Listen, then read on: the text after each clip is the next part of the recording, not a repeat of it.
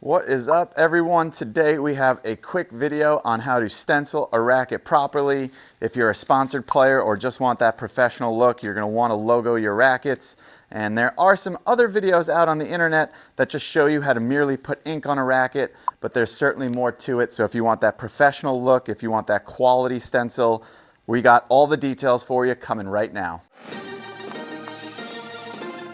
Okay, so to get started with the Solinco stencil, a big step that a lot of players forget is to straighten your strings with any string job. So what we're going to do is we're going to make sure we touch them all up so that everything is straight across the racket.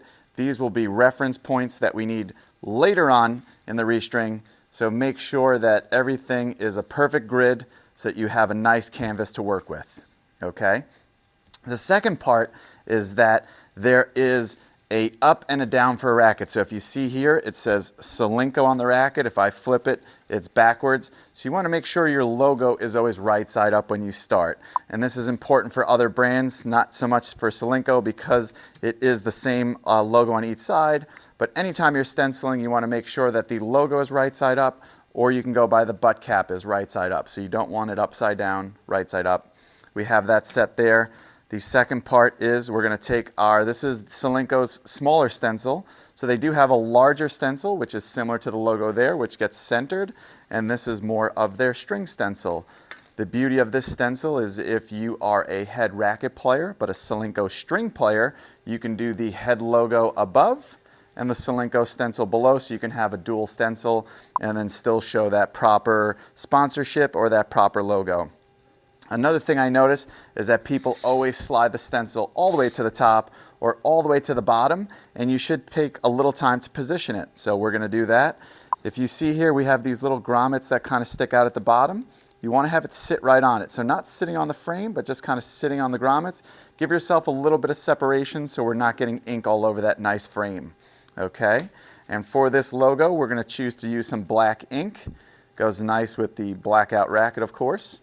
And what you're going to do is move a little bit on your paper. You should always be working on paper, cardboard, etc. Never damage your countertops.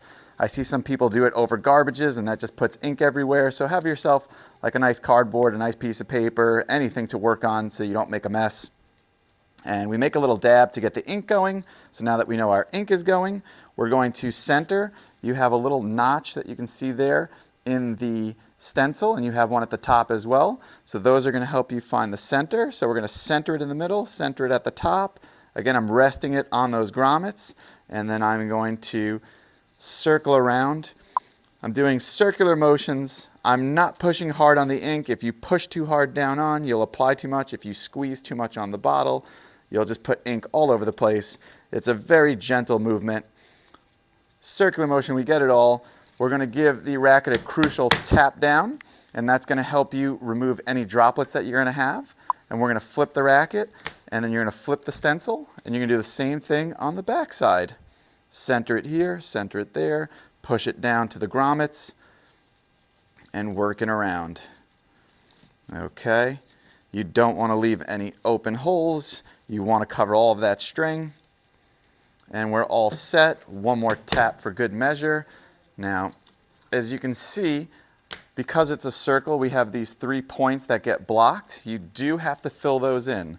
So there's going to be one at the top, one at the corner, flip it. One at the top, one at the corner, one at the corner, flip it. Tapped and set. This is the premium way and quality way to stencil a racket. Set at the bottom. No ink, no mess. If you have any questions, let us know in the comments below, and we'll see you in the next video.